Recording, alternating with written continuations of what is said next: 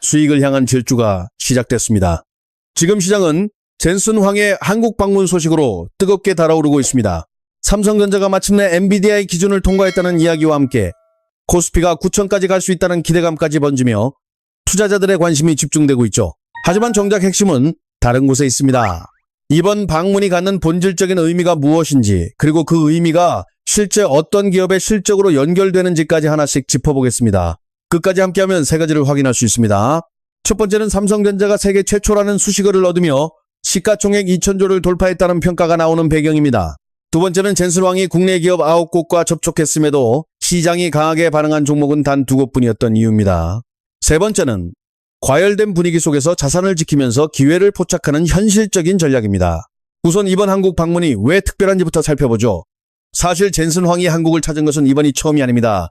불과 7개월 전인 2025년 10월 이른바 깐부치킨 회동으로 큰 화제를 모았던 그가 다시 한국 땅을 밟았습니다.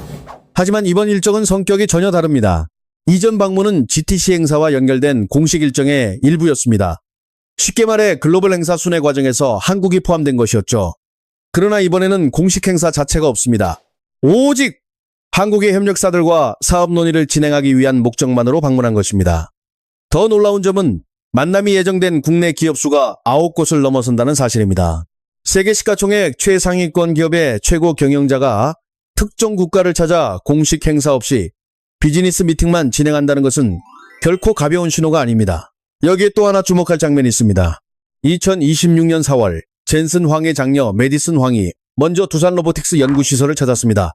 단순한 개인 방문으로 보기에는 시점이 너무 절묘합니다. 오히려 본격적인 논의에 앞선 사전 점검 성격으로 해석하는 시각이 많습니다. 이 정도면 이번 한국 방문이 단순한 의전 행사나 상징적 만남이 아니라 대형 계약을 앞둔 마지막 확인 단계일 수 있다는 해석이 충분히 가능합니다. 그런데 여기서 많은 투자자들이 중요한 착각을 하고 있습니다. 젠슨 황을 만난 기업이라면 모두 수혜주가 되는 것 아니냐는 생각입니다. 관련 종목을 전부 사야 하는 것 아니냐는 기대도 나오고 있죠. 하지만 이런 접근은 상당히 위험할 수 있습니다. 한번 생각해 보십시오. 현재 엔비디아의 기업 가치는 4조 5천억 달러 수준으로 평가됩니다. 이를 원화 기준으로 환산하면 대한민국 국내 총생산의 2배 반을 웃도는 규모입니다. 이런 기업의 최고 경영자가 한국을 찾은 이유가 단순한 친목이나 상징적 교류일 가능성은 거의 없습니다. 그렇다면 엔비디아가 지금 가장 절실하게 필요로 하는 것은 무엇일까요? 젠슨 황은 최근 GTC 행사에서 매우 중요한 발언을 남겼습니다. 로봇 시스템과 피지컬 AI를 구축하는 과정에서 가장 어려운 문제는 데이터 확보라고 강조했습니다. 바로 이 지점이 핵심입니다. 현재 엔비디아가 한국에서 찾고 있는 것은 단순한 시장 확대가 아닙니다. 피지컬 AI 시대를 움직일 수 있는 핵심 자원입니다. 로봇이 공장에서 작업하고 자동차가 스스로 움직이며 건물이 자율적으로 운영되는 미래를 구현하려면 방대한 현실 세계 데이터가 필요합니다. 결국 필요한 것은 데이터를 가진 기업, 그리고 데이터를 생산할 수 있는 로봇 관련 기업들입니다. 이번 방문의 진짜 목적지도 바로 여기에 있습니다. 이제 실제 자금 흐름을 도미노처럼 따라가 보겠습니다. 첫 번째 퍼즐 조각은 삼성전자와 HBM 이야기입니다. 언론에서는 삼성전자 HBM사가 엔비디아의 승인을 받았다는 소식을 대대적으로 전하고 있습니다. 그리고 지금 이 순간 시장에서는 생각보다 훨씬 더 큰 변화가 진행되고 있습니다. 삼성전자는 올해 2월 6세대 HBM사를 가장 먼저 양산하며 업계를 놀라게 했습니다. 그런데 거기서 끝이 아니었습니다. 불과 석 달이 흐른 뒤에는 차세대 제품인 7세대 HBM4이 12단 샘플까지 세계 최초로 고객사에 공급하며 다시 한번 시장의 시선을 끌어당겼습니다. 이 변화가 얼마나 빠른 것인지 다른 예로 설명해 보겠습니다. 스마트폰 카메라 시장을 떠올려 보십시오. 지난해 5천만 화소 기술을 선보인 기업이 겨우 3개월 만에 1억 화소 시제품을 먼저 공개한 것과 비슷한 충격입니다. 성능도 크게 향상됐습니다. 처리 속도는 20% 높아졌고 저장 능력은 30% 확대됐습니다. 여기에 전력 소비량은 16% 줄어들었습니다. 시장은 즉각 반응했습니다. 6월 초 삼성전자 주가는 하루 만에 10%를 넘어서는 급등세를 기록했습니다. 그 결과 코스피 상장 종목 가운데 처음으로 시가총액 2천조 원을 돌파하는 기록을 세웠습니다. 동시에 비트코인을 넘어 전 세계 자산순위 13위까지 올라섰습니다. 증권가 전망도 강합니다. KB증권은 삼성전자의 HBM 매출이 올해 26조 원 규모에 이를 것으로 내다봤습니다. 이는 전년 대비 3배 수준으로 확대된 수치입니다. 하지만 여기서 반드시 짚어야 할 부분이 있습니다.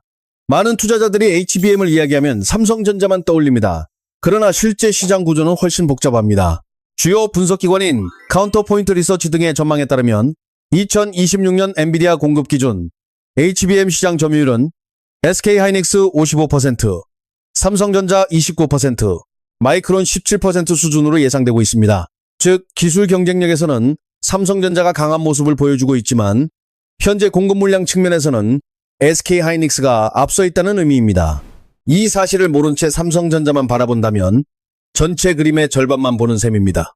실제로 업계에서는 젠슨 황이 이번 한국 방문 기간 동안 SK그룹의 최태원 회장과 무려 3차례 만나며 협력 관계를 더욱 단단히 다졌다고 평가합니다.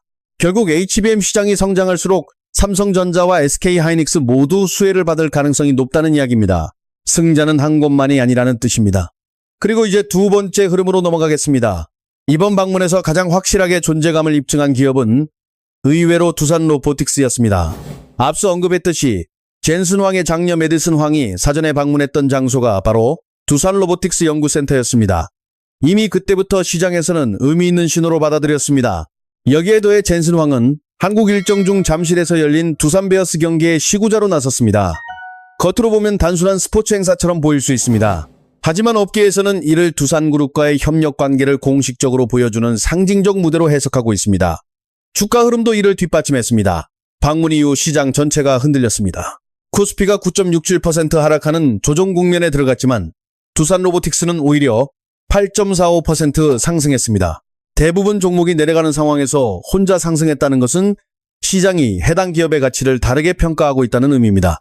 네이버 역시 비슷한 흐름을 보였습니다. 젠슨 황은 이해진 네이버 의장과 취지직 플랫폼에서 13분 동안 라이브 방송을 진행했습니다. 이 자리에서 AI 검색 기술과 클라우드 분야 협력 계획이 공개적으로 소개됐습니다. 이후 네이버 주가는 조정장 속에서도 5.56% 상승했습니다. 반면 기대를 모았던 현대차는 12.59% 하락했고 LG전자는 무려 21.5%나 밀려났습니다. 같은 자리에서 젠슨 황을 만났는데도 왜 이런 차이가 발생했을까요? 이유는 단순합니다. 기대감은 이미 주가에 충분히 반영돼 있었지만 구체적인 계약 규모나 수치가 발표되지 않았기 때문입니다. 시장의 기대만으로 오른 종목은 실제 결과가 부족할 경우 더 빠르게 하락할 수 있습니다. 이것이 바로 선반영 위험입니다. 그리고 마지막으로 가장 큰 그림을 보겠습니다. 이번 방문이 던진 핵심 메시지는 한국이 피지컬 AI 생태계의 중심축으로 떠오르고 있다는 점입니다. 젠슨 황이 한국에 가져온 여러 카드 가운데 특히 주목해야 할 것은 4가지입니다. 그 중에서도 차세대 AI 가속기 베라루빈, 그리고 휴머노이드 로봇 전용 AI 슈퍼컴퓨터인 제슨토르는 매우 상징적인 의미를 갖습니다. 여기에 더해 서울에서 GTC를 개최하겠다는 계획까지 공식적으로 언급됐습니다. 이번 발표가 던지는 메시지는 매우 분명합니다. 지금까지 한국은 엔비디아의 칩을 구매해 활용하는 위치에 머물렀습니다. 하지만 앞으로는 다릅니다. 엔비디아가 구축하려는 피지컬 AI 생태계를 함께 설계하고 성장시키는 핵심 파트너로 올라서겠다는 선언에 가깝습니다. 그 구조를 들여다보면 역할 분담도 선명하게 보입니다. 메모리 반도체 영역은 삼성전자와 SK하이닉스가 담당하고 있습니다. 로봇 하드웨어 분야에서는 두산 로보틱스와 현대가 중심에 있습니다. 여기에 AI 소프트웨어와 데이터 인프라는 네이버와 LG가 맞는 형태로 연결되고 있습니다. 더 중요한 것은 이것이 단발성 이슈로 끝날 가능성이 낮다는 점입니다. 증권가에서는 삼성전자와 SK하이닉스가 이미 3년에서 5년 규모의 장기 공급 계약 단계에 진입하고 있다고 보고 있습니다. 투자 시장에서 1년 계약과 5년 계약은 전혀 다른 의미를 가집니다. 기업 가치에 반영되는 무게 자체가 다르기 때문입니다. 하지만 장밋빛 전망만 보고 움직이는 것은 위험합니다. 지금 시장이 환호하는 논리 뒤에는 반드시 확인해야 할 변수들도 존재합니다. 첫 번째 위험 요소는 이미 상당한 상승이 진행됐다는 점입니다. 삼성전자 주가는 6월 고점에서 35만 4천 원을 기록하며 단기 과열 구간에 들어섰습니다. 심지어 6월 8일 하루 동안 10% 이상 급락하는 모습도 나왔습니다. 주가가 지나치게 오른 구간에서는 좋은 소식조차 차익 실현의 계기가 될 수 있습니다. 상승만 바라보다가는 예상치 못한 조정을 맞을 수 있다는 뜻입니다. 두 번째 변수는 삼성전자와 SK하이닉스 사이의 경쟁 구도입니다. 엔비디아 입장에서 특정 업체에만 의존하는 것은 위험 요소입니다. 따라서 삼성전자와 SK하이닉스를 동시에 활용하며 공급 가격을 조정하려는 전략을 선택할 가능성이 있습니다. 결국 기술 경쟁이 격화될수록 두 기업 모두 수익성 압박을 받을 수 있습니다. 시장 점유율 경쟁이 심해질수록 마진이 줄어드는 상황도 충분히 가능하다는 이야기입니다. 세 번째는 중국이라는 변수입니다.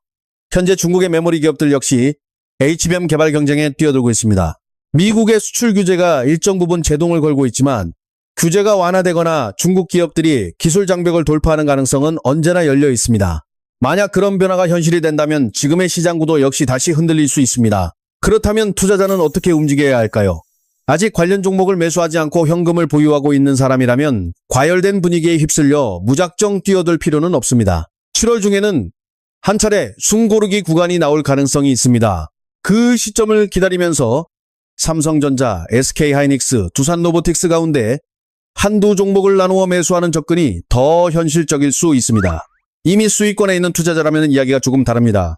단기 고점 구간에서는 전체 보유 비중의 절반 정도를 정리해 현금을 확보하는 방법도 고려할 만합니다. 지나친 욕심 때문에 수익을 모두 반납했던 경험은 누구에게나 한 번쯤 있기 때문입니다. 반대로 손실 구간에 있는 투자자라면 공포에 휩싸여 전략 매도하는 것은 바람직하지 않습니다. 그렇다고 아무 근거 없이 버티는 것도 정답은 아닙니다. HBM 장기 공급 계약 확정 발표나 분기 실적 공개 시점을 기준으로 단계적으로 평균 단가를 조정해 나가는 전략이 보다 합리적인 선택이 될 수 있습니다. 그리고 매일 아침 복잡한 뉴스에 흔들릴 필요도 없습니다. 딱 3가지 지표만 확인하면 됩니다. 첫째는 엔비디아 주가입니다. 엔비디아가 흔들리면 국내 반도체 관련 종목들도 영향을 받을 가능성이 높습니다. 둘째는 원달러 환율입니다. 환율 상승이 이어질 경우 외국인 자금의 이탈 속도 역시 빨라질 수 있습니다. 셋째는 장기 공급 계약과 관련된 공시나 뉴스입니다. 시장이 진짜 강하게 반응하는 순간은 바로 이런 구체적인 계약이 발표될 때입니다.